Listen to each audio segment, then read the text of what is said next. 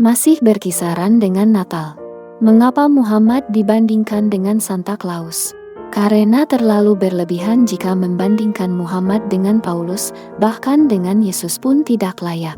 Seperti membandingkan indahnya surga dan indahnya neraka.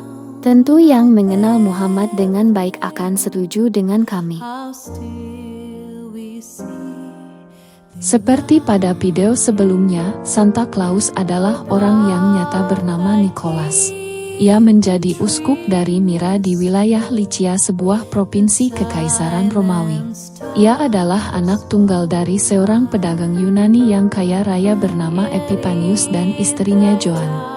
Kedua orang tuanya meninggal karena wabah penyakit, dan sejak itulah ia tinggal bersama dengan pamannya yang juga bernama Nicholas, seorang uskup kota Patara.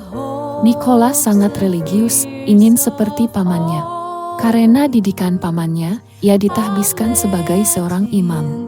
Ia juga diangkat menjadi uskup kota Myra setelah kembali dari perziarahannya ke Yerusalem. Sejak kecil Nicholas anak yang baik hati, hingga dewasa pun ia tetap mempunyai hati yang mengasihi. Nicholas menggunakan seluruh harta warisannya untuk karya amal, terutama untuk menolong para fakir miskin. Ia juga dikenal karena mukjizat-mukjizatnya. Salah satu kebaikannya ketika ada seorang penduduk kota Para jatuh miskin dan terlilit hutang yang cukup besar. Ayah dari ketiga anak gadisnya hendak menjual mereka ke tempat pelacuran. Mendengar kabar itu, pada malam hari, Nicholas diam-diam melemparkan 3 kantong emas ke dalam kamar ayah tersebut. Nicholas menyelamatkan ketiga gadis itu dari tempat pelacuran dan mereka bisa menikah secara terhormat. Ketika bencana kelaparan melanda keskupannya dan seluruh wilayah Asia Kecil, Santo Nicholas segera pergi dari satu daerah ke daerah yang lain untuk minta bantuan bagi umatnya yang sedang kelaparan. Santo Nicholas berhasil kembali dengan sebuah kapal yang penuh dengan persediaan gandum, anggur, buah-buahan, dan berbagai macam kebutuhan umat lainnya. Menurut tradisi, tanpa sepengetahuannya, ada beberapa setan hitam bersembunyi di dalam kantong-kantong gandum tersebut. Santo Nicholas kemudian membuat tanda salib atas kantong-kantong gandum itu, dan seketika itu juga setan-setan hitam itu berubah menjadi pelayannya yang setia.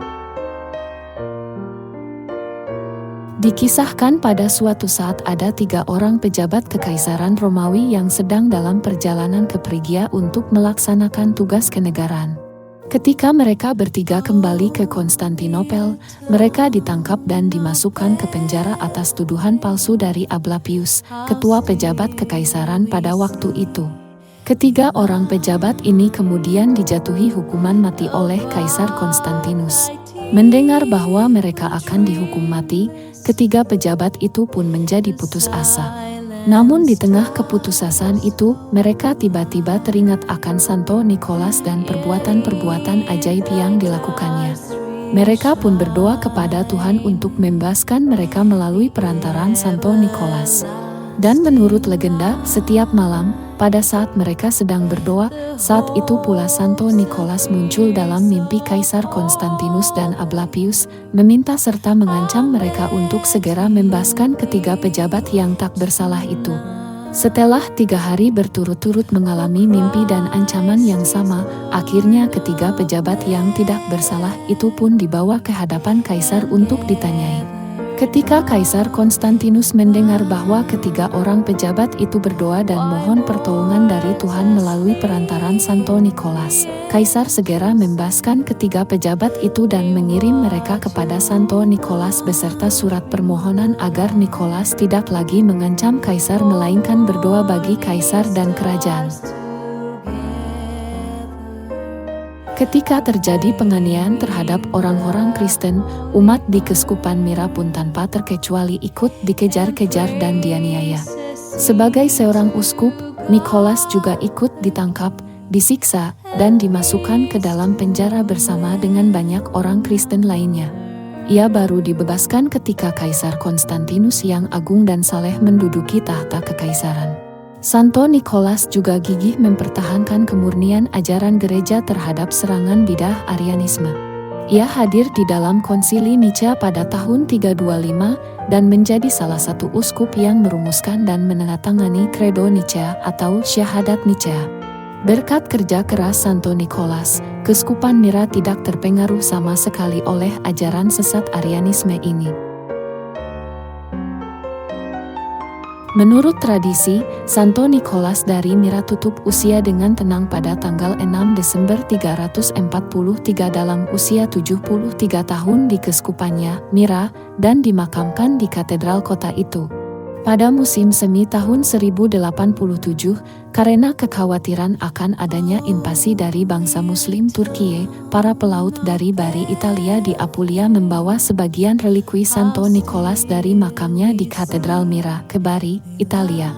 Sebagian relikwinya diambil oleh orang-orang Venesia pada masa Perang Salib Pertama dan dibawa ke kota Venesia. Di Bari, Paus Urbanus II kemudian membangun sebuah basilika yang megah yang kini disebut Basilika di San Nicola atau Basilika Santo Nikolaus, sebagai tempat penyimpanan relikwi Santo Nikolas. Paus sendiri yang kemudian memimpin upacara pemberkatan basilika ini dan pada waktu upacara penyimpanan relikwi Santo Nikolaus. Sebuah gereja juga dibangun di kota Venesia sebagai tempat penyimpanan sebagian relikwi Santo Nikolaus. Gereja tersebut dikenal dengan nama Gereja San Nicol al Lido. Gereja ini sekarang dikelola oleh para biarawan Fransiskan. Kemurahan hati Santo Nikolas dan kisah bagaimana ia menolong 3 gadis sebelumnya, melahirkan tradisi yang melukiskan Santo Nikolas sebagai penyayang anak-anak. Hal ini pun membuat munculnya berbagai tradisi baik sekuler maupun gerejani yang berhubungan dengan hal itu. Misalnya di Jerman, Swiss, dan Belanda, terdapat tradisi di mana pada waktu Natal, seseorang menyamar sebagai laki-laki tua yang berpakaian sebagai uskup dan memberi hadiah kepada anak-anak atas nama Santo Nikolas. Di Inggris, kebiasaan ini selalu dijumpai pada setiap perayaan Natal dan orang-orang mengenalnya sebagai salah satu tradisi umat Kristiani. Sedangkan di wilayah Amerika, tradisi ini diperkenalkan oleh orang-orang Belanda Protestan yang merubah figur Santo Nikolas, Santo Katolik ini, menjadi seorang tokoh kakek tua dari kutub utara yang bernama Santa Claus. Santa Claus juga membawa serta beberapa pelayan berkulit hitam atau yang lebih terkenal dengan istilah Piet Hitam yang bertugas untuk menghukum anak-anak nakal. Tradisi Piet Hitam ini pun juga diambil berdasarkan kisah Santo Nikolas mengubah beberapa setan hitam menjadi pelayannya. Tapi karakter Piet Hitam menjadi kontroversial karena dikaitkan dengan masa perbudakan kulit hitam. Tokoh Santa Claus mengalami perkembangan karakter dari abad ke abad. Pada abad ke-19 Santa Claus memiliki rusa kutub, kereta luncur, dan lonceng. Pada abad ke-20, Santa digambarkan membuat mainan sendiri dan dibantu oleh banyak elf. Santa Claus menjadi simbol Natal. Disinilah yang menjadi masalah. Natal tidak fokus pada maknanya tapi pada Santa Claus. Anak-anak lebih mengingat Santa Claus ketika Natal. Beberapa aliran Kristen menolak Natal dihubungkan dengan Santa Claus. Kami berpendapat bahwa tidak ada salahnya menggunakan tokoh Santa Claus dan memperkenalkannya kepada anak-anak. Santa Claus menjadi contoh bagi anak-anak bagaimana mengasihi dan memaknai Natal sebenarnya. Memang untuk meyakinkan anak-anak mengenai makna Natal tidak mudah. Kesukaan anak-anak terhadap Santa Claus ini bisa membantu anak-anak mendalami makna Natal melalui tokoh Santa Claus. Selain orang tua, Santa Claus juga sebagai perantara memperkenalkan Sang Juru Selamat, Yesus Kristus kepada anak-anak. Kami berharap, Natal tahun ini dan seterusnya adalah Natal yang indah bagi perdamaian dan kemerdekaan manusia. Pada video ini kami tidak membahas Muhammad secara rinci karena akan dibuat pada video khusus. Video ini hanya membandingkan Muhammad dengan Santa Claus atau Santo Nikolas. Walaupun Nikolas dan Muhammad sama-sama ditinggal kedua orang tuanya sejak kecil, tapi keduanya mempunyai sifat yang bertentangan. Nikolas mempunyai hati mengasihi dan suka menolong orang. Bahkan Nikolas menolong 3 gadis yang hampir menjadi pelacur. Berbeda dengan tindakan Muhammad, lebih mendukung pelacuran dan tentu saja diajarkan dan dijalankan dalam Islam. Rasulullah mengirim ekspedisi ke wilayah Aukhas. Kemudian mereka bertemu dengan musuh dan terjadilah pertempuran. Akhirnya mereka dapat mengalahkan musuh dan berhasil menawan musuh, di antaranya adalah tawanan wanita. Seakan-akan para sahabat Rasulullah keberatan menggauli mereka, karena mereka memiliki suami-suami yang masih musyrik. Maka Allah menurunkan ayat mengenai hal itu, dan diharamkan bagi kamu mengawini wanita-wanita yang bersuami, kecuali budak-budak yang kalian miliki, sebagai ketetapannya atas kamu. Maksudnya, mereka halal bagimu setelah iddah mereka berakhir. Kekayaan Nicholas diberikan kepada orang miskin dan ia hidup dalam kekudusan. Begitu juga dengan Muhammad yang membagikan harta rampasan perang untuk tentara berkuda 2 bagian, sedangkan untuk tentara pejalan kaki 1 bagian. Tapi hidup Muhammad dalam gemerlapan harta, tahta dan wanita.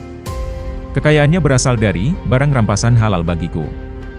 Ketika bencana kelaparan melanda keuskupannya dan seluruh wilayah Asia Kecil, Nicholas berusaha keras menyelamatkan orang-orang dari kelaparan. Berbeda yang dilakukan oleh Muhammad, ia membuat banyak orang kelaparan dengan merampok dan menjarah harta orang. Salah satu kejadian yang dilakukannya sebagai berikut, Ibn Aun berkata, "Aku mengirim surat kepada Nafi, dan bertanya perihal undangan agar mereka, kafir, menerima Islam sebelum perang dimulai." Ibn Aun melanjutkan, "Lalu Nafi, membalas suratku," tulisnya, "hal itu pernah terjadi pada permulaan Islam. Suatu ketika Rasulullah menyerang Bani Mustalik secara mendadak di saat mereka sedang lengah, yaitu ketika mereka sedang memberi minum ternak mereka. Kemudian terjadilah perang hingga mereka banyak yang terbunuh dan tertawan, dan pada hari itulah Juwairiyah binti Hatij tertawan. Nicholas melakukan mukjizat dengan menaklukkan roh jahat sedangkan Muhammad ditaklukkan oleh roh jahat."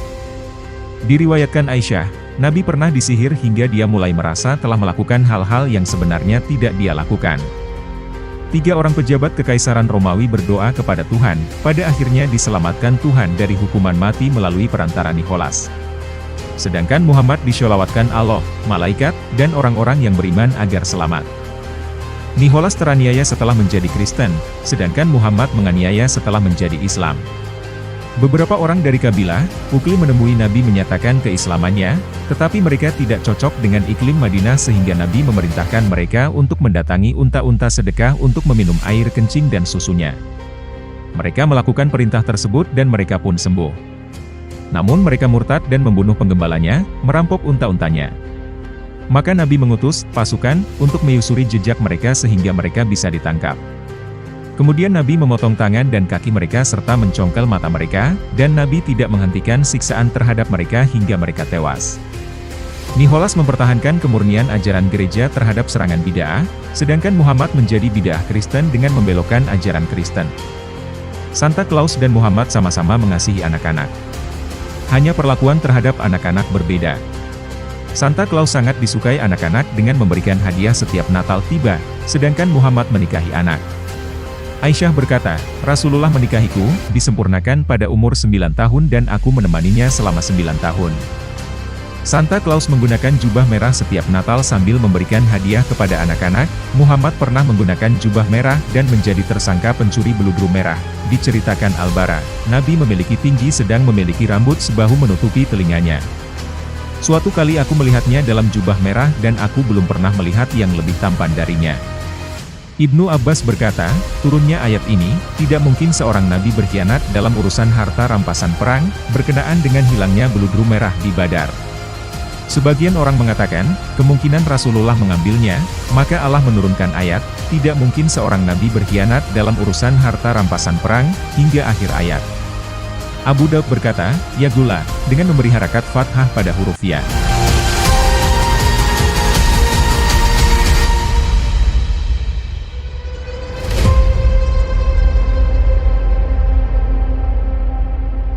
Ho, ho, ho!